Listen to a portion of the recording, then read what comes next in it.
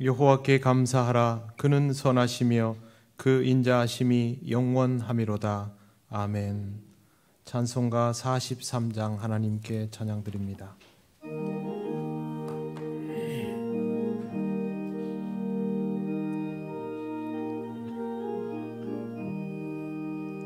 즐겁게 안식할 날, 반갑고 좋은 날, 내 마음을 편케 하니 즐겁고 기쁜 날, 이날에 천하 만민 다 보좌 앞에서 참되신 삼위일체 다 찬송 부르네.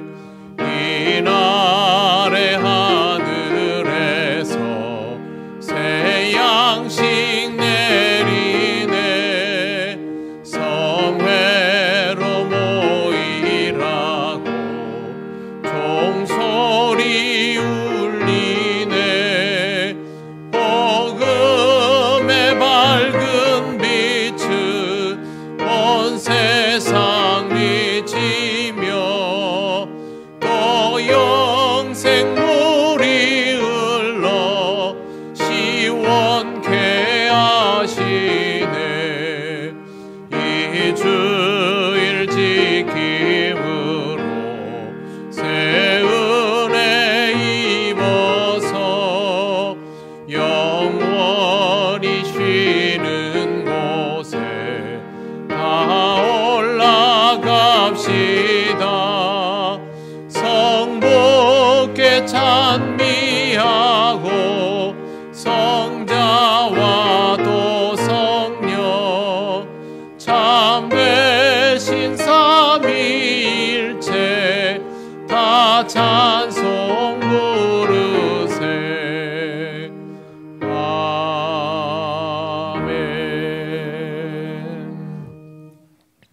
성시교독 106번입니다.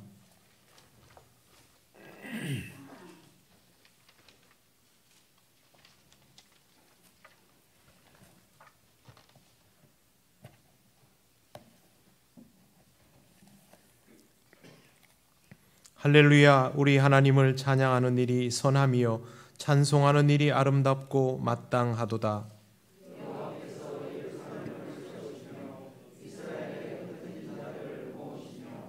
상심한 자들을 고치시며 그들의 상처를 싸매시는도다.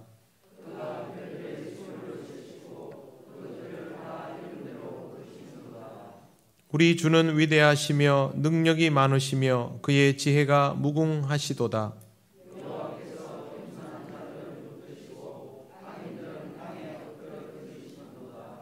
감사함으로 여호와께 노래하며 수금으로 하나님께 찬양할지어다.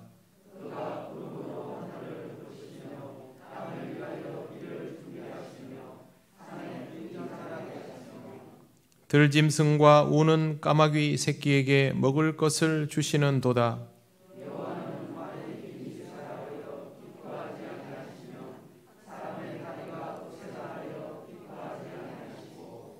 여호와는 자기를 경외하는 자들과 그의 인자하심을 바라는 자들을 기뻐하시는도다. 아멘. 나는 전능하신 아버지 하나님 천지의 창조주를 믿습니다. 나는 그의 유일하신 아들 우리 주 예수 그리스도를 믿습니다. 그는 성령으로 잉태되어 동정녀 마리아에게서 나시고 본디오 빌라도에게 고난을 받아 십자가에 못 박혀 죽으시고 장사된 지 사흘 만에 죽은 자 가운데서 다시 살아나셨으며 하늘에 오르시어 전능하신 아버지 하나님 우편에 앉아 계시다가 거기로부터 살아있는 자와 죽은 자를 심판하러 오십니다.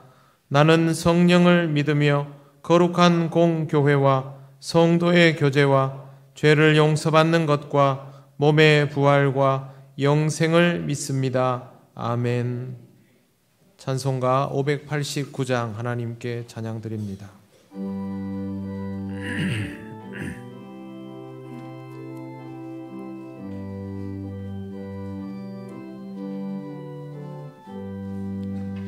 넓은 들에 익은 곡식 황금 물결 비치며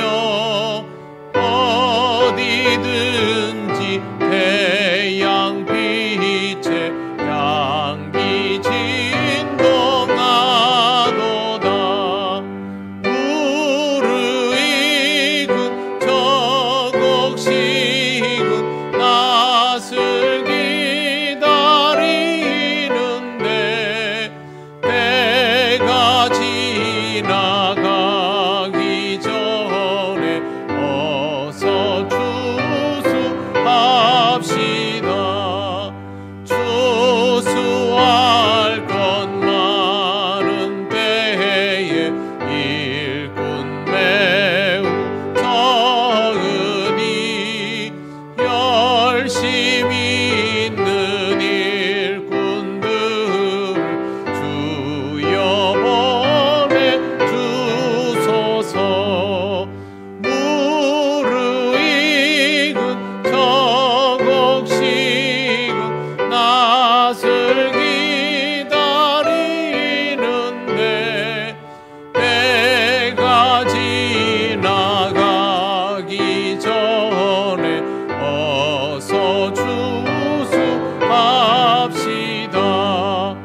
원동 틀 때 일어나서 일찍 들에 나가 황혼 때가 되기까지 추수하게 하소서. 무르익은 저 곡식은 낯을 기다리는데 때가 지나가기 전에 어서 추수합시다.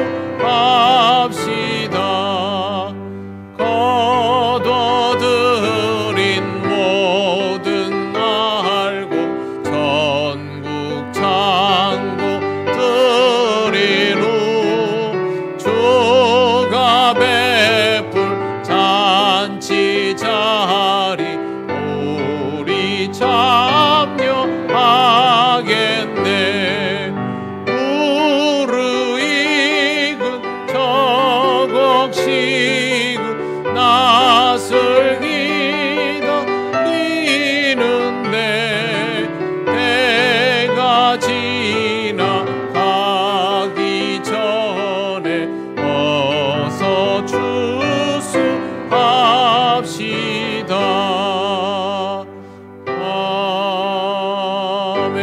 아멘.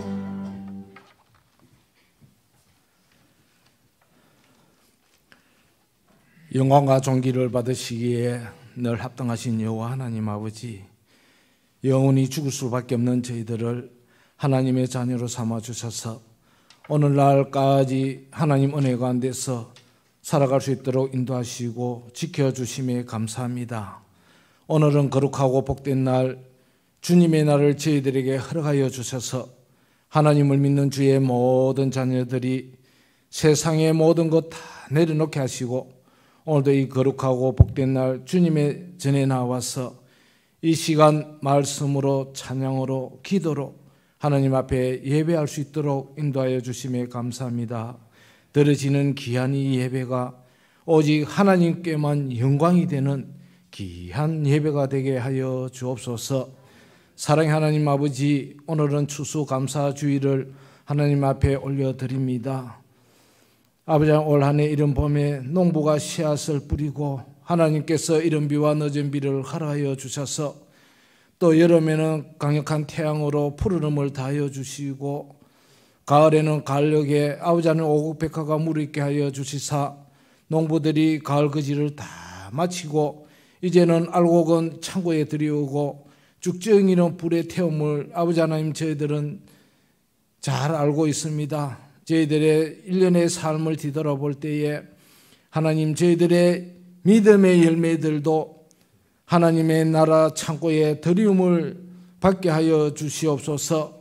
그리하여 죽정이는 불에 들어가는 것이 저희들은 잘 알고 있사오니 아직까지 한 해 이 남은 기간 동안 저희들의 삶에 또 저희들의 열매가 여물지 아니하였더라면 하나님 남은 기간 동안 더욱더 하나님을 경외하고 찬양하고 또 아버지 하나님 열매들이 익어갈 수 있도록 은혜를 다하여 주시기를 원하옵나이다.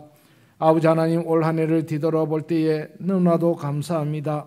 저희들에게 시마다 때마다 일용할 양식을 허락하여 주시고 또 부족함 없이 하나님께서 물질로 통하여 저희들의 삶이 윤택케 하여 주시고 또 아버지 하나님 저희 통영교회를 통하여 날마다 아버지 하나님 말씀이 흐르게 하여 주시며 교회로 통하여 저희들이 은혜 받게 하여 주시고 교회로 통하여 저희들이 아버지 하나님 복을 누리게 하여 주심을 너무나도 감사합니다.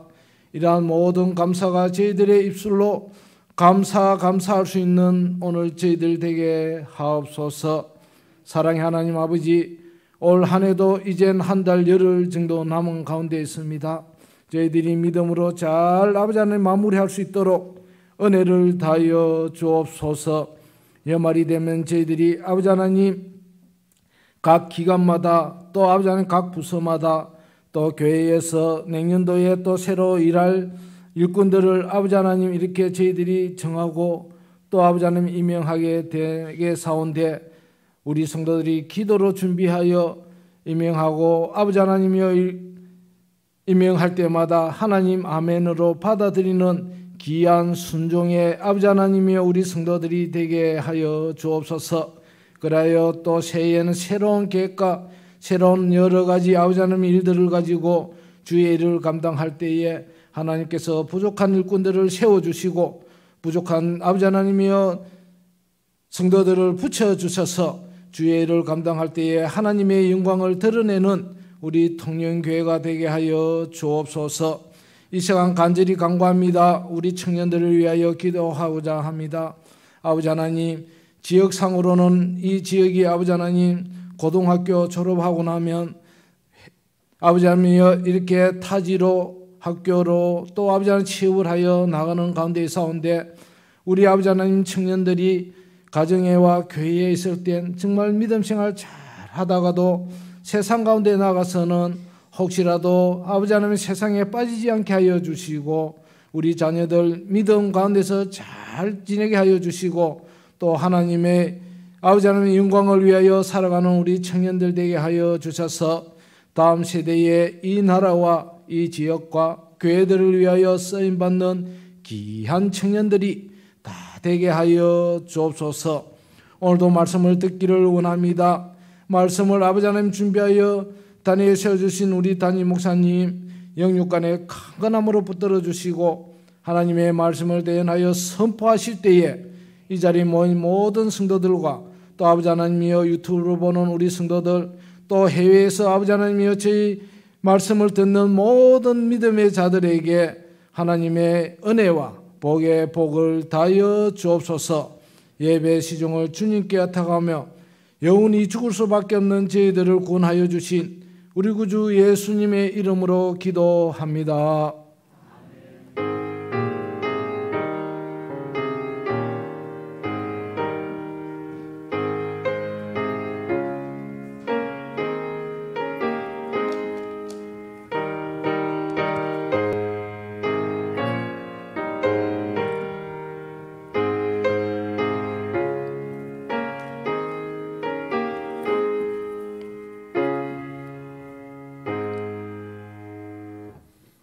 하나님 말씀 룻기 4장 9절에서 17절입니다. 이 말씀은 구약 성경 406쪽에 있습니다.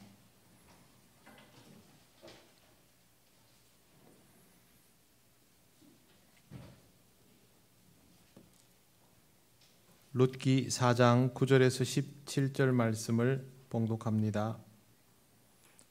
보아스가 장로들과 모든 백성에게 이르되 내가 엘리멜렉과 기럨과 말론에게 있던 모든 것을 나오미의 손에서 산 이래 너희가 오늘 증인이 되었고 또 말론의 아내 모압 여인 룻을 사서 나의 아내로 맞이하고 그 죽은 자의 기업을 그의 이름으로 세워 그의 이름이 그의 형제 중과 그곳 성문에서 끊어지지 아니하게 하매 너희가 오늘 증인이 되었느니라 하니 성문에 있는 모든 백성과 장로들이 이르되 우리가 증인이 되나니 여호와께서 내 집에 들어가는 여인으로 이스라엘의 집을 세운 라헬과 레아 두 사람과 같게 하시고 내가 에브라스에서 유력하고 베들레헴에서 유명하게 하시기를 원하며 여호와께서 이 젊은 여자로 말미암아 내게 상속자를 주사 내 집이 다말이 유다에게 낳아준 베레스의 집과 같게 하시기를 원하노라 하니라.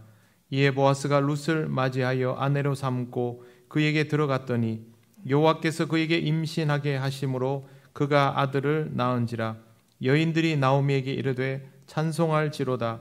여호와께서 오늘 내게 기업 물을 자가 없게 하지 아니하셨도다. 이 아이의 이름이 이스라엘 중에 유명하게 되기를 원하노라. 이는 내 생명의 회복자이며 내 노년의 복량자라. 곧 너를 사랑하며 7 아들보다 귀한 내 며느리가 낳은 자로다 하니라. 나오미가 아기를 받아 품에 품고 그의 양육자가 되니 그의 이웃 여인들이 그에게 이름을 지어주되 나오미에게 아들이 태어났다 하여 그의 이름을 오벳이라 하였는데 그는 다윗의 아버지인 이새의 아버지였더라. 아멘. 기도드리겠습니다. 거룩하신 하나님 아버지 은혜를 감사합니다. 하나님께서 늘 주심에 그것을 기쁘게 받고 감사하는 이 주일에 하나님 주시는 이 말씀을 통하여 감사의 의미를 다시 한번 배우게 하옵소서. 전하고 듣는 우리 모두에게 성령께서 역사하여 주심을 믿사오며 예수님 이름으로 기도드립니다. 아멘.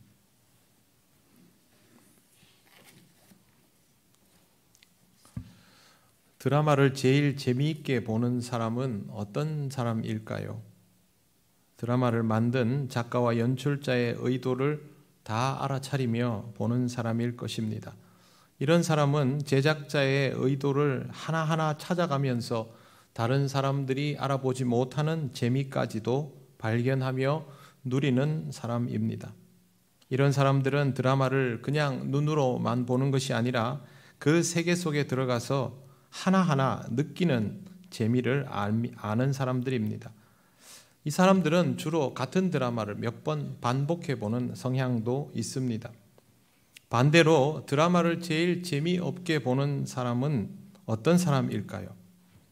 드라마가 다 뻔하지라고 하는 사람들입니다. 이런 사람들이 주로 하는 이야기가 있습니다.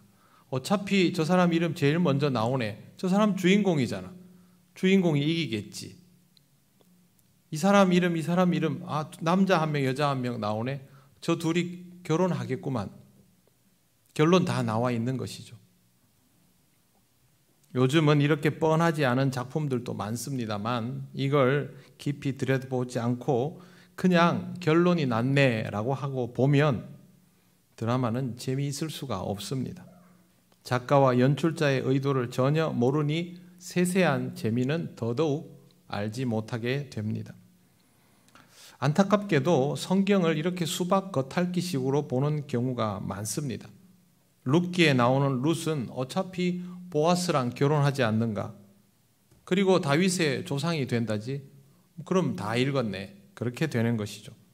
맞는 내용입니다만 성경을 이런 식으로 보면 하나님께서 어떤 의도로 무슨 일을 계획하시고 이루시는지를 전혀 알 수가 없습니다. 룻의 이야기는 처음부터 뻔한 내용이 아니었습니다. 남편을 잃은 모압 여인이 이스라엘의 유력자를 만나 결혼하는 일이 어떻게 뻔할 수 있습니까? 게다가 전개도 순탄하지 않았기 때문에 결과만 가지고 말하면 안 됩니다. 우리는 지난 2주간 나오미와 룻에게 무슨 일이 일어났는지를 살펴보았습니다. 룻은 보아스의 밭에서 이삭을 줍다가 절묘하게 보아스를 만났고 보아스는 룻에게 자신의 밭에서 이삭을 계속 줄 수 있도록 배려할 뿐만 아니라 숙식을 제공받게 했습니다. 생존이 급했던 룻이 생존을 위한 확실한 보장을 받았습니다. 전혀 예상치 못한 일이었죠. 보아스가 룻을 보고 관심을 가지는 것은 얼마든지 가능한 일이지만 이 둘의 만남이 결코 우연일 수 없다는 것을 우리는 잘 압니다. 그래서 우리는 이 사건을 들여다보며 하나님의 역사를 떠올리고 있는 것입니다. 그렇다 하더라도 겨우 이 정도만 가지고 무슨 큰 일이 벌어질 것처럼 받아들이지는 않습니다. 곡식을 안정적으로 줍게 되었다라는 것이 전부가 아닙니까? 보아스의 밭에서 돌아온 룻은 나오미에게 가서 일어난 모든 일들을 이야기하기 시작합니다. 그러자 나오미는 이것이 하나님이 주신 기회라고 단번에 받아들입니다. 오늘도 여러분 성경을 쭉 따라와 주셔야 됩니다. 룻기 2장 20절에 보면 나오미는 룻이 하는 이야기를 듣자 말자 보아스를 축복하면서 이 말을 합니다. 그 사람은 우리와 가까우니 우리 기업을 물을 자 중에 하나이니라. 기업을 물은다라는 이 말을 꼬엘이라고 합니다. 나오미의 남편 엘리멜렉에게 주어진 토지가 있습니다. 이스라엘은 토지가 하나님으로부터 각각의 지파에게 기업을 물을 수 있도록 그렇게 정하여진 땅들이 있지요. 그래서 희년이 되면 되돌아가고 그렇게 하지 않습니까? 그런데 이게 여성들에게는 소유권이 주장되지를 않습니다. 즉 나오미와 룻에게는 소유권이 없는 것이죠. 이 소유권이 유효하려면 누군가가 이 두 사람을 받아들여줘야 됩니다. 그러면 엘리멜렉에게 주어졌던 토지 소유권이 되살아나는데 그렇게 하려면 굳이 엘리멜렉의 친족이 이 두 사람을 소유해 주어야 하는 형태가 되는 것입니다. 추수는 다 하는데 하필이면 룻이 엘리멜렉의 친족의 밭에 들어갔다가 발견이 되고 은혜를 입었습니다. 나오미는 이것을 예사롭지 않다라고 생각한 것입니다. 그럴 수도 있지 않습니까? 그런데 왜 나오미는 이것을 그렇게 받아들였을까요?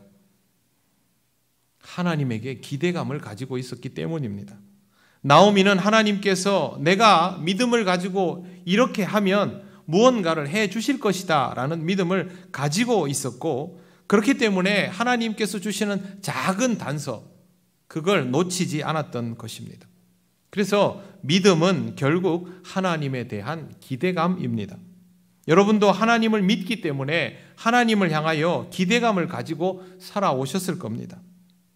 그런데 이런 기대감은 마음에 그냥 품고만 있어서는 쓸모가 없습니다. 나오미의 기대감은 거기에서 멈추지를 않습니다. 3장 3절 보십시오. 3장 3절 이하에 보면 나오미는 룻에게 목욕 재개하고 복장을 단정하게 한 다음에 타작마당 잔치에 가 있다가 보아스가 먹고 마시기를 다 하면 모습을 보이지 말고 그가 누울 때까지 앉아 있다가 들어가서 그의 발치 이불을 들고 거기 누워 있으라고 지시를 내립니다. 여인이 남자의 침소에 몰래 들어가서 기다렸다가 그 남자를 만나라는 말은 잠자리를 같이 하라는 뜻이죠. 그것도 과부인 이방 여인이 이스라엘의 유력자에게 찾아가서 그렇게 하라는 것입니다. 무모하지 않습니까? 굉장히 무모한 행동입니다, 이거. 이렇게 무모한 일을 감행하라고 하는 이유는 나오미가 룻을 이용하려는 것이 아닙니다. 룻을 위하여 이렇게 하라고 하는 것입니다. 이런 무모한 시도를 하는 이유는 하나님께서 일하신다라는 것을 보아스가 엘리멜렉의 친족이라는 데서 단서를 잡은 것입니다. 감사는 하나님에 대한 기대감을 멈추지 않는 사람이 하나님의 역사에 맞게 행동에 옮기면서 또 다른 결과물을 맞이할 때부터 나오기 시작합니다. 만약 여러분이 이런 기대감에 맞는 행동 없이 하나님이 내게 응답해 주시기를 막연히 바란다면 그건 하늘에서 만나가 떨어지기를 바라는 것과 다르지 않습니다. 신앙적 초보에게는 하늘에서 만나가 떨어집니다. 그러나 초보의 단계를 넘어서면 만나는 더 이상 떨어지지 않습니다. 그것은 이미 가나안에 들어갔던 이스라엘 백성을 통해서 하나님께서 우리에게 알려주신 내용입니다. 정말 놀라운 일이 벌어졌습니다. 룻은 나오미가 시키는 대로 다 했고 보아스가 타작마당에서 잔치의 여흥을 즐기고 마음이 한껏 즐거워진 상태에서 잠자리를 찾아 누웠는데 발치에 여인이 누워 있는 것을 발견합니다. 이런 잔칫날에 흥에 겨워 있을 때 여인이 제 발로 와서 밑에 누워 있으면 이 여자가 적극적으로 보아스에게 구애를 한다는 뜻이죠. 룻은 실제로 구애를 합니다. 3장 9절을 보십시오.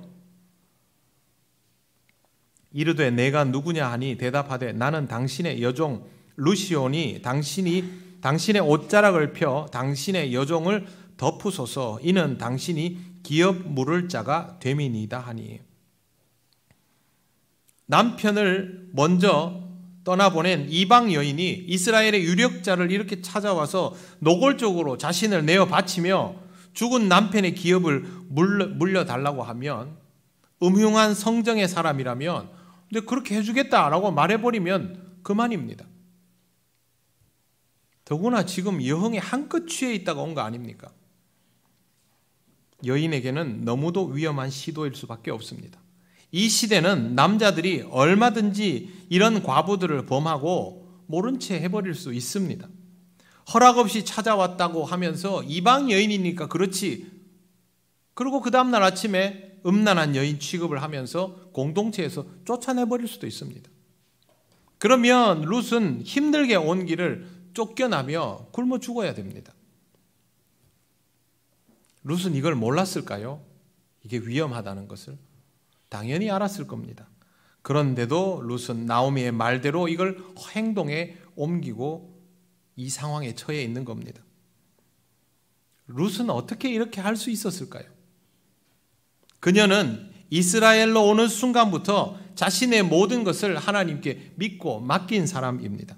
하나님을 믿기에 지금까지 움직여왔고 이 순간도 예외가 아닙니다. 이방 여인이 부자를 만나서 인생을 한번 펴봐야 되겠다, 그게 아니라 하나님을 믿고 여기까지 왔으니 이런 작은 단서들이 하나님의 역사라는 확신을 함께 가지고 여기에 있는 것입니다.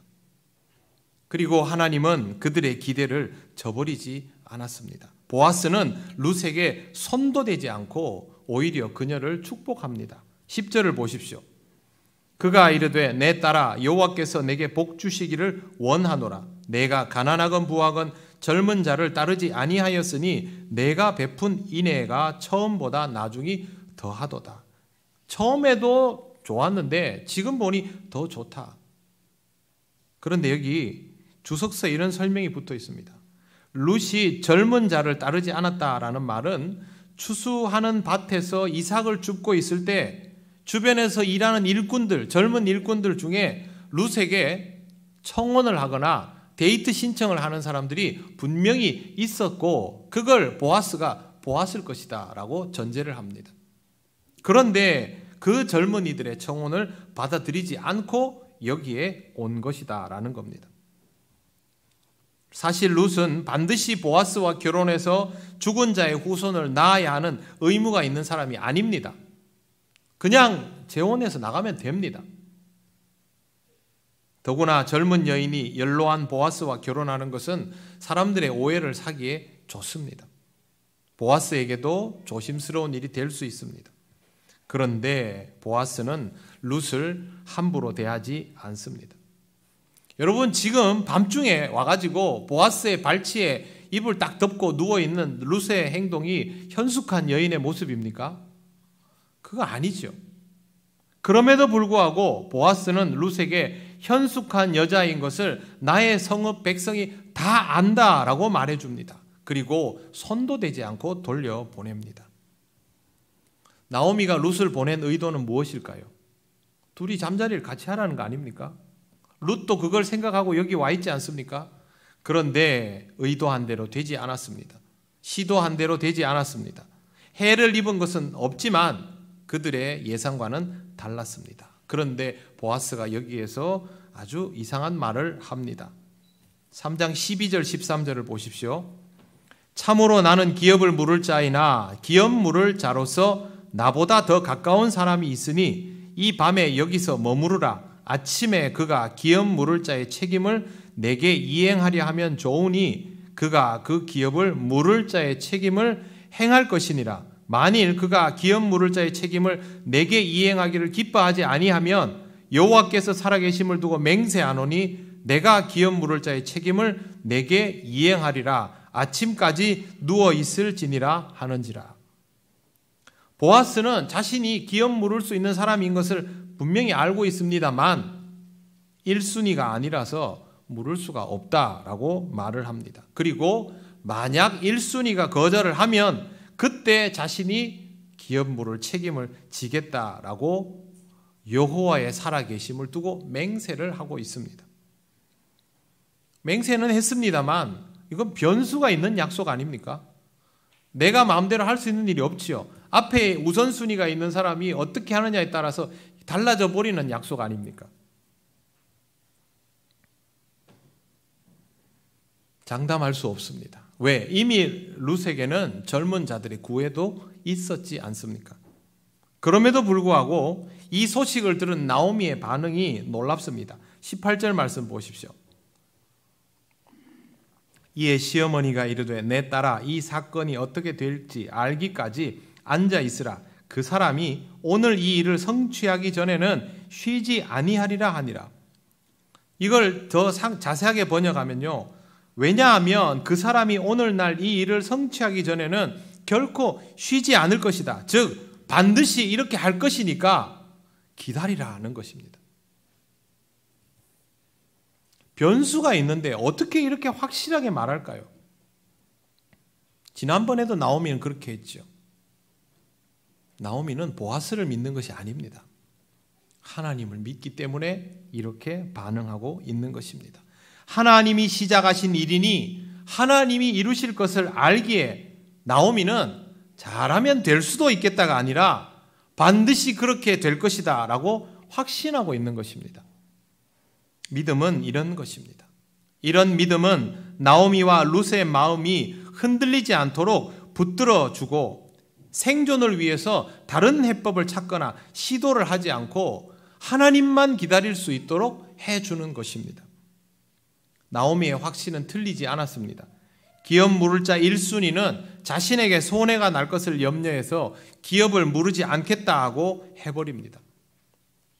그렇다면 룻을 받아들이는 것이 손해라는 걸 보아스는 몰랐을까요? 유력자 보아스가 알면 더 잘 알겠죠. 그럼에도 불구하고 보아스는 룻에게 말한 그대로 룻을 선택합니다. 왜 그랬을까요? 이것이 하나님의 역사인 것을 알았기 때문입니다. 보아스는 이미 룻의 선행을 알고 있었고 하나님의 이름으로 여러 번 축복했을 뿐만 아니라 하나님의 이름을 걸고 맹세까지 했습니다. 굉장히 마음에 들었겠죠. 더 중요한 것은 하나님께서 룻을 보내셨다고 받아들이고 있는 것입니다. 사실 보아스와 룻 같은 경우에 이 결혼을 계대 결혼이라고 합니다. 이 표현은 저도 좀 생소했는데 시형제 결혼법 그렇게 알려져 있습니다. 혈족을 지키기 위해서 멸족당하는 것을 막기 위해서 친족을 억지로 데려다가 결혼시키는 강제 결혼입니다. 서로 원하지 않아도 서로에게 이득을 좀 맞추어서 그렇게 하는 것이죠. 그런데 여러분 룻과 보아스는 어떻습니까? 하나님께서 만나게 해주셨죠.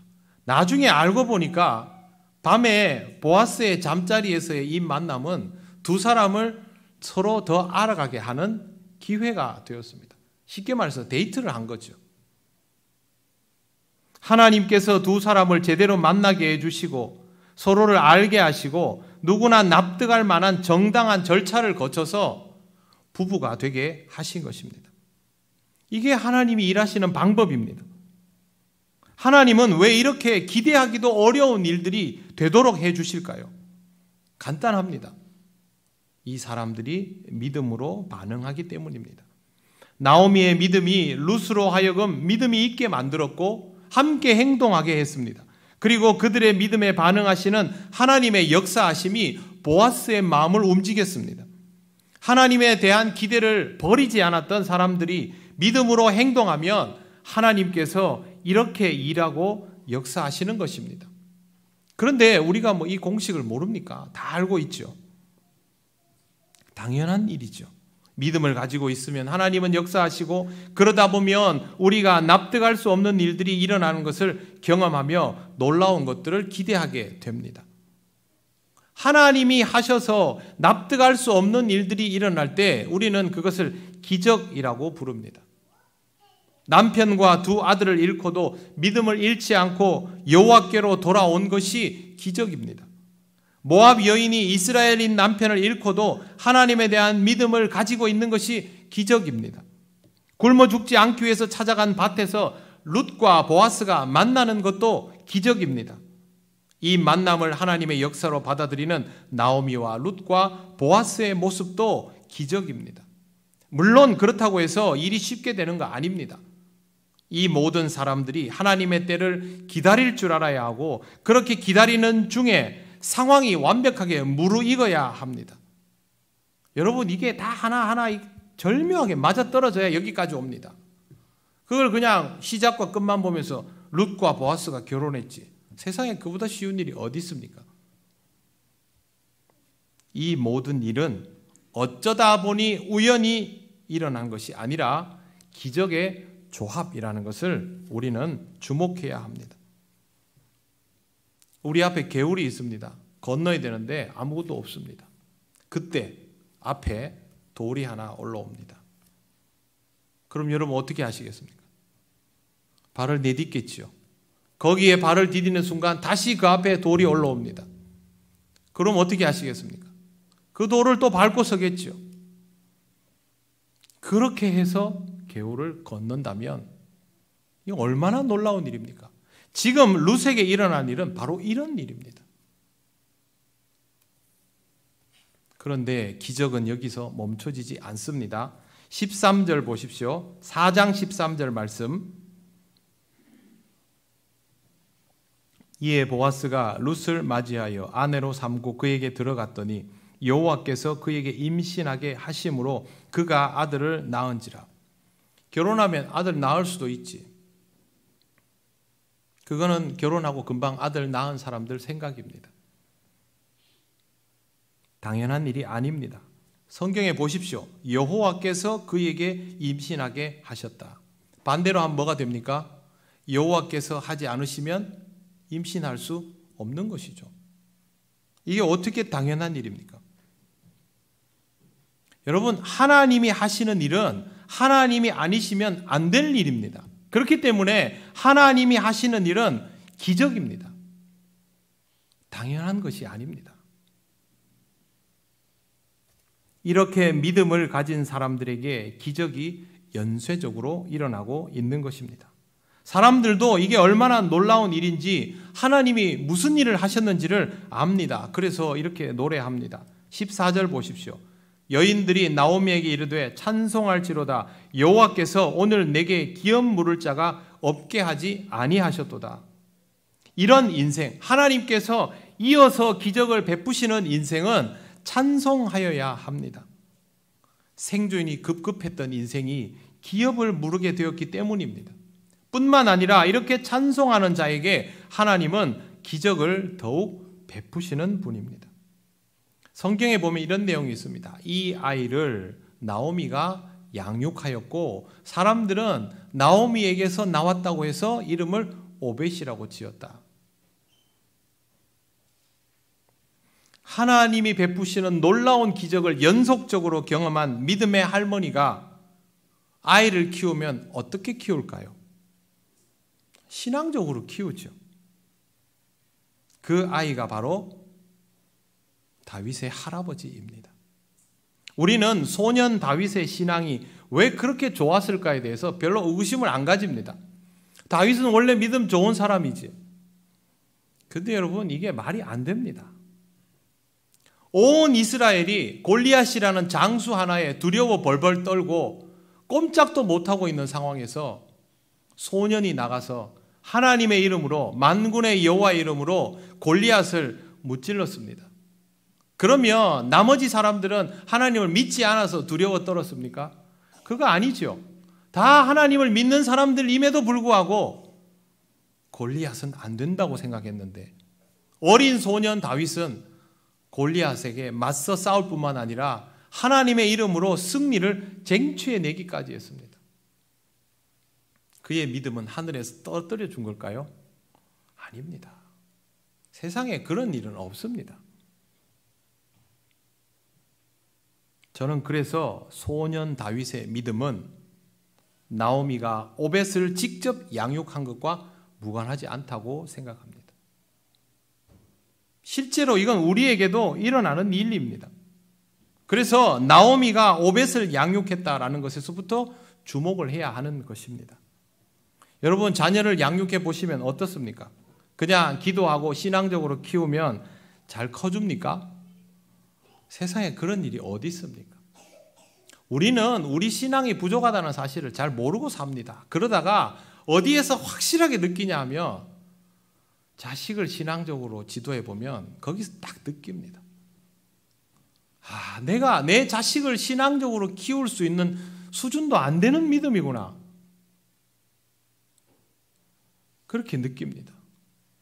세상에 자식을 신앙적으로 키우는 것만큼 효율이 떨어지는 일은 없습니다. 요즘 애들 말로 가성비가 정말 꽝입니다. 그렇게 매일 위해서 기도하고 시간만 나면 믿음으로 권면하고 그래줘도 잘 안 됩니다. 그런데 여러분, 우리가 그러면 포기합니까? 기도해도 안 되고 신앙적인 권면을 해도 안 되고 이렇게 보면 나보다 신앙이 더 못한 것 같고 그럼 포기합니까? 믿는 자는 포기하지 않습니다. 왜 그러냐 하면 하나님께서 이 비효율적인 믿는 자의 양육의 결실을 반드시 주시는 분이기 때문에 그렇습니다. 절대 포기하지 않죠. 하나님께서 나오미와 룻에게 그리고 보아스에게 오벳에게 역사하신 것처럼 기적을 연속적으로 허락하시기 때문에 믿는 자는 양육이 어려워도 하나님에 대한 기대감을 거두는 법이 없고 하나님은 그 사람에게 반드시 역사하십니다. 다만 하나님이 허락하시는 기적은 우리가 늘 쉽게 보는 것처럼 쉬운 일도 아니죠. 맹인이 눈을 뜨고 안진뱅이가 일어서고 그런 형태가 아닐 수 있습니다. 그런 것만 기대하면 아무 일도 일어나지 않는 것처럼 보이지만 조금만 신앙의 안목을 넓혀서 보면 기적이 날마다 우리의 일상 속에 이어지고 있음을 알게 됩니다. 제일 놀라운 기적은 우리 자식들이 우리보다 믿음이 더 좋은 것을 보게 되는 그 순간입니다. 안 될 일이 일어난 것이죠. 이제 여러분의 삶을 돌아보시기를 바랍니다. 여러분은 모든 것을 잃었을 때의 룻과 나오미일 수 있습니다. 이제 막 보아스의 밭에 들어선 룻일 수도 있습니다. 보아스를 만나고 돌아온 룻의 이야기를 듣고 있는 중에 나오미와 같을 수도 있습니다. 생각지도 않은 모압 여인을 만나며 하나님의 역사를 의식하게 된 보아스의 자리에서 살아가고 있을 수도 있습니다. 오벳을 키운 2세일 수도 있고 오벳일 수도 있고 소년 다윗일 수도 있습니다. 사실 우리는 이 중에 어디쯤 있는지도 잘 모를 때가 많습니다. 그러나 믿음을 가지고 살아가는 중이라면 반드시 이 중 하나에 속하여 있으며 하나님은 거기에서 일하심으로 지금 우리의 삶에 하나님이 이루시는 기적이 이미 알게 모르게 벌어지고 있는 중입니다. 이걸 우리가 어떻게 알 수 있을까요? 알면 정말 좋은데 다 몰라도 됩니다. 왜 그러냐 하면 하나님을 믿음으로 살아가는 사람, 하나님에 대한 기대감을 가지고 그것을 행동으로 옮기는 사람에게는 하나님께서 분명히 역사하시기 때문입니다. 여러분에게 믿음이 있다면 하나님을 향한 기대감으로 신앙적인 행동을 하고 이미 하나님의 역사가 여러분에게 있으므로 그것을 감사하시고 더욱 기대감을 가지고 살아가시기를 바랍니다. 코로나가 시작되면서 우리는 대수롭지 않게 여겼다가 굉장히 우울해졌습니다. 두려움을 가졌습니다. 많은 것들이 무너져 내렸습니다. 교회가 무너질 것을 염려했고 신앙이 흐트러지는 것을 염려했습니다. 시간이 지나고 나니 어떻습니까? 여러분의 신앙이 무너졌습니까? 우리 교회가 무너졌습니까? 그렇지 않습니다. 우리는 우리 진정성의 실체를 들여다보게 되었고 절박한 마음은 더 커졌으며 신앙은 더 든든해졌습니다. 우리 교회도 마찬가지입니다. 흔들리지 않았습니다. 매 순간순간을 귀하게 여기면서 신앙생활을 열심히 해왔고 우리 교회의 뿌리는 더 깊어지고 있습니다. 우리가 뭘 대단한 걸 가지고 있었습니까? 없었지요. 그냥 하나님을 믿고 하나님에 대한 기대감을 내려놓지 않았을 뿐입니다. 그런데 하나님께서 우리 앞에 작은 돌 하나를 계속 놓아주시면서 오늘까지 오게 하신 것이죠. 그게 기적입니다. 이 기적을 깨닫는 자가 하나님에 대한 기대감을 계속 가질 수 있고 그 사람이 하나님 앞에서 행동할 수 있습니다. 이 기적을 아는 교회가 하나님 앞에서 더욱더 기대감을 가질 수 있고 하나님께서 주시는 역사를 만날 수 있습니다. 우리가 하나님 앞에 사는 감사는 끝이 아닙니다. 더 놀라운 역사의 새로운 시작이 될 것입니다. 앞으로 우리는 이런 기대감을 가지고 하나님의 역사 속으로 더욱 깊이 들어가는 교회가 되어 갈 것입니다. 하나님은 우리한테 더 많은 것들을 경험하게 하시겠죠. 여러분, 하나님 앞에서 믿음으로 기대감을 가지고 그렇게 살아가시기를 바랍니다.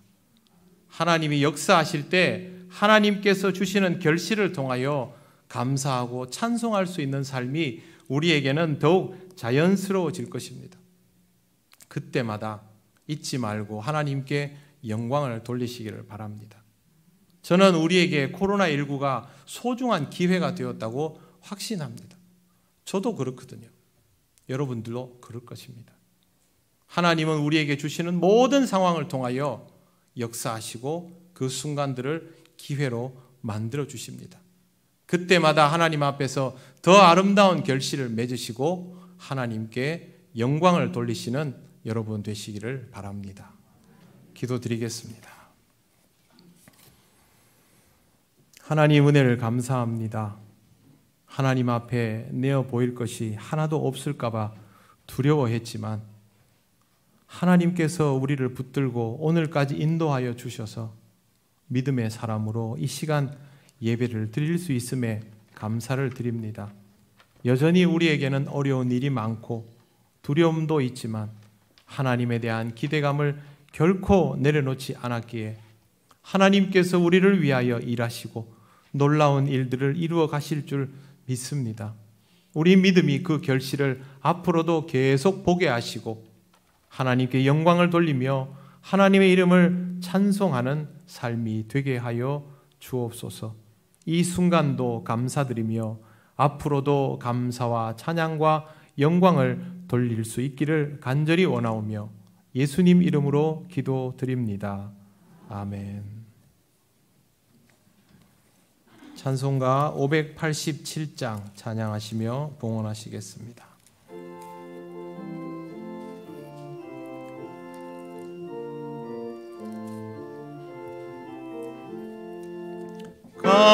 감사하는 성도여 주수 찬송 부르세.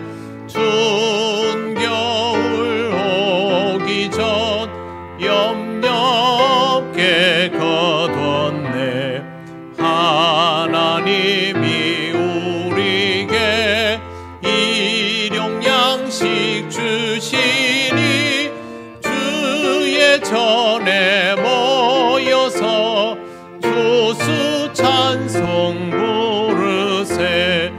이 세상은 밭이요 주는 씨를 뿌리네.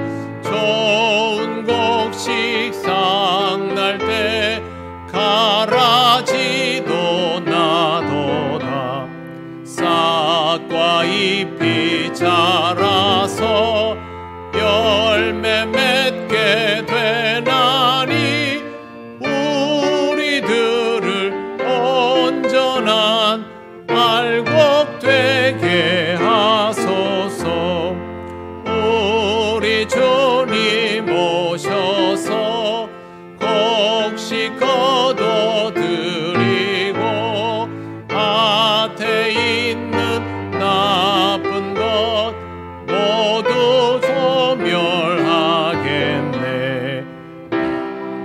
지는 골라서 불에 던져 태우고 알곡 들은 곳간에 길이 쌓아두시리. 주여 어서 오셔서 우리 거둬주소서. 죄와 슬픔 중에서 우리 건져주소서. 모든 성도 영원히 하늘 집에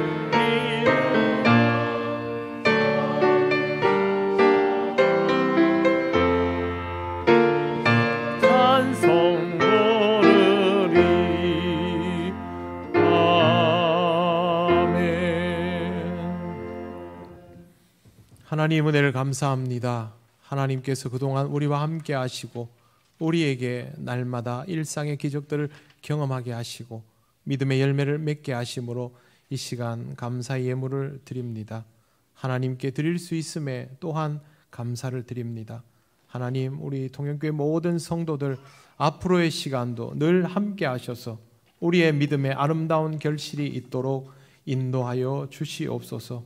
하나님 앞에 더 귀한 결실로 영광을 돌리는 우리 통영교회 모든 성도들 되게 하옵소서. 감사드리며 예수님 이름으로 기도드립니다. 아멘.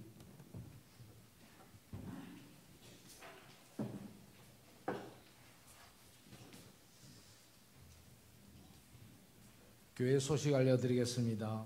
예배에 오신 모든 분을 환영합니다. 처음 오신 분은 새가족부의 안내를 받으시기 바랍니다. 예배, 오늘은 추수감사 예배를 드렸습니다.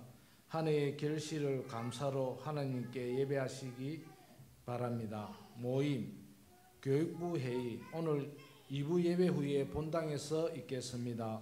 안내, 정화금금 송유현 집사님께서 김과 미역, 참기름을 이렇게 판매하셔서 이렇게 드렸습니다. 감사합니다. 통영시 기독교 연합회 조찬 기도회에는 참고해 주시면 감사하겠습니다. 진주 남로의 남성교회 27회기 연합회 총회가 어제 있었습니다.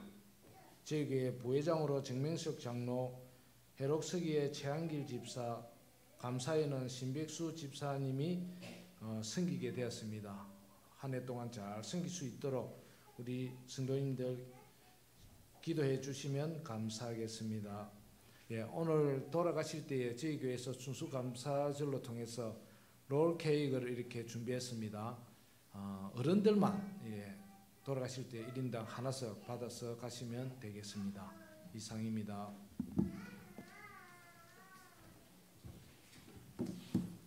네, 장로님이 어른들 그러니까 저 연세 많은 분이 아니고 여러분들 1인당 하나씩 가져가시면 됩니다. 혹시 오해하실까봐 말씀을 드립니다. 그동안 함께 열심히 같이 주님의 몸된 교회를 이루며 살아왔고 하나님께서 우리에게 주신 믿음의 결실들이 귀하기 때문에 또 즐거운 마음으로 나눕니다. 여러분 가정에서 뭐 차 한잔 해놓고 가족들과 함께 간식 맛있게 드시기를 바랍니다.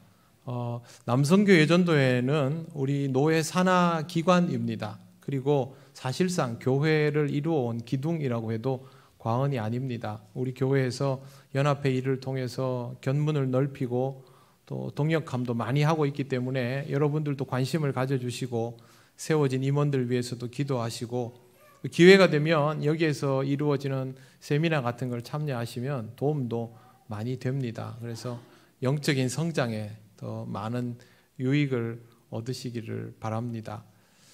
그리고 이제 저는 추수감사절 맞이해서 부모님들께 간단하게 문자를 보내드렸습니다. 추수감사절 행복하게 보내시라고 저희 아버지, 어머니, 장인, 장모님께 연락을 드렸는데 뭐 성탄절만 하라는 법이 있습니까? 그죠? 우리한테는 너무 귀한 날이니까 여러분들도 가까운 분들에게 추수감사절 인사도 전하시고 아름다운 교제도 나누어 보시기를 바랍니다. 이제 자리에서 일어나셔서 예배드린 교우들과 인사 나누시겠습니다. 네, 행복한 추수감사절 맞이하시기 바랍니다. 찬송가 635장 주기도문 찬양 드립니다.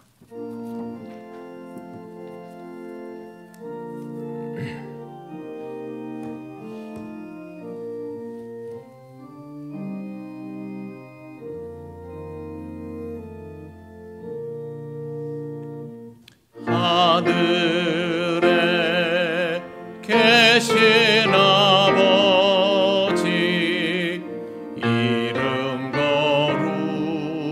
거룩하사 주님 나라 임하시고 뜻이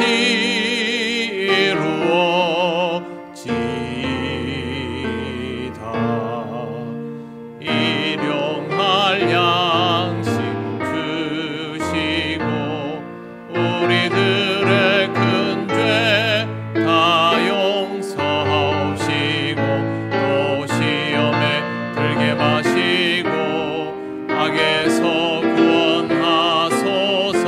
대개 주의 나라 주의 권세 주의 영광 영원히